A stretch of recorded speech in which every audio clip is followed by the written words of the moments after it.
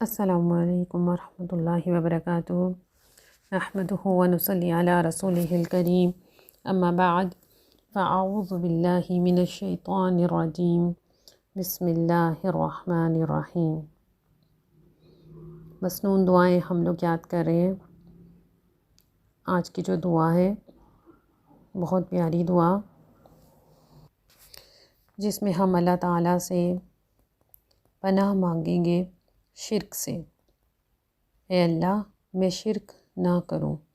ٹھیک ہے، شرک کس سے کہتے ہیں؟ پہلے ہم دیکھتے ہیں کہ شرک کا اپوزٹ کیا ہے۔ شرک کا اپوزٹ ہے توحید۔ توحید کا کیا مطلب ہے؟ اللہ تعالیٰ ایک ہے۔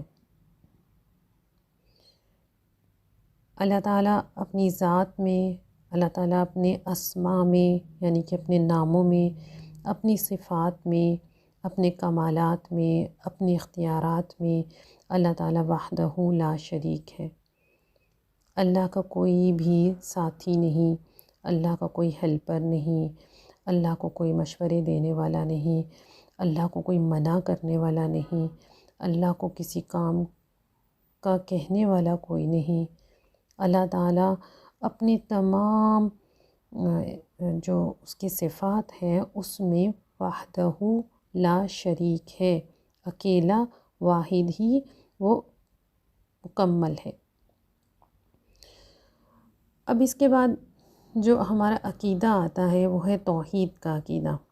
شرک کو سمجھنے کے لیے عقیدہ توحید کو سمجھنا لازمی ہے۔ توحید کسے کہتے ہیں؟ اللہ ایک ہے، ٹھیک ہے، اور اللہ ہی عبادت کے لائق ہے۔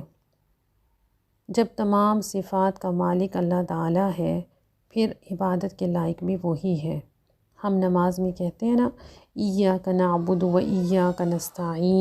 ہم اس چیز کا اقرار کرتے ہیں کہ اللہ تعالیٰ کی ہم عبادت کرتے ہیں اور ہم اللہ ہی سے مدد مانگتے ہیں، ٹھیک ہے۔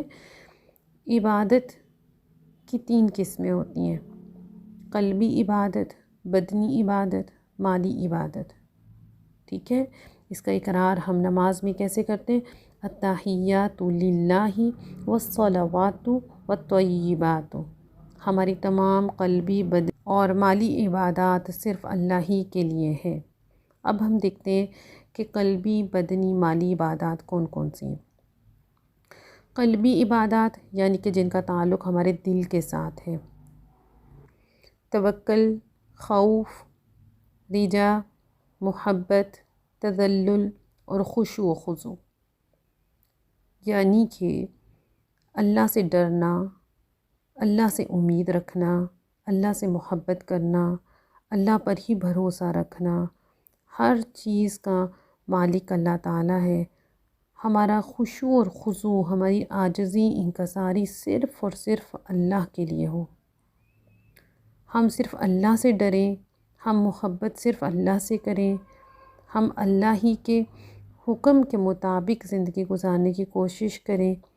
یہ تمام چیزیں قلبی عبادات میں آتی ہیں۔ بدنی عبادات سے مراد فرض نماز اور نوافل، روزہ، حج، دوسرے احکام الہی کی عملاً پیروی کرنا، ٹھیک ہے۔ اور تیسرے نمبر پر آتے ہیں مالی عبادات۔ مالی عبادات سے مراد ہے زکوٰۃ، صدقات، خیرات، قربانی، نذر و نیاز وغیرہ۔ اب ہم دیکھ رہے تھے توحید کو، ٹھیک ہے، اس کے زمر میں ہم نے دیکھی عبادات۔ عبادات کو سمجھنے کے بعد توحید کی کیا سمجھ آ رہی ہے کہ یہ تمام چیزیں، ہماری قلبی عبادات، ہماری بدنی عبادات، ہماری مالی عبادات، تمام کی تمام صرف اور صرف اللہ کے لیے ہونی چاہیے۔ جب ہم توحید کا اقرار کرتے ہیں تو اس کا مطلب ہے ہم شرک کی نفی کرتے ہیں۔ شرک کا کیا مطلب ہے؟ اللہ جیسی عبادت کسی اور کے لیے کرنا، اللہ جیسا ڈر کسی اور سے رکھنا، اللہ جیسی محبت کسی اور سے کرنا، اللہ سے مانگنے کی چیزیں ہم کسی اور سے مانگیں، یہ تمام چیزیں شرک میں آتی ہیں۔ اور ایسے کام جن کا تعلق شرک سے ہوتا ہے، بعض اوقات جان کر ہو جاتے ہیں، جان بوجھ کر ہو جاتے ہیں، اور بعض اوقات بالکل انجانے میں ہو جاتے ہیں۔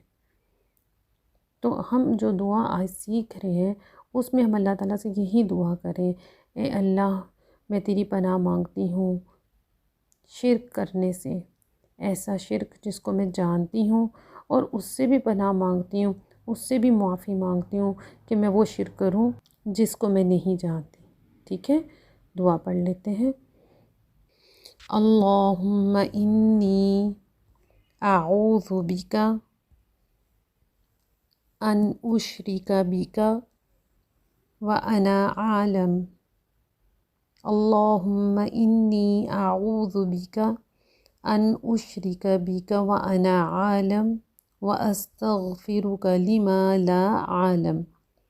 اللہم انی اعوذ بک ان اشرک بک وانا عالم واستغفرک لما لا اعلم۔ اے اللہ میں پناہ مانگتی ہوں آپ سے ان اشرک بک کہ میں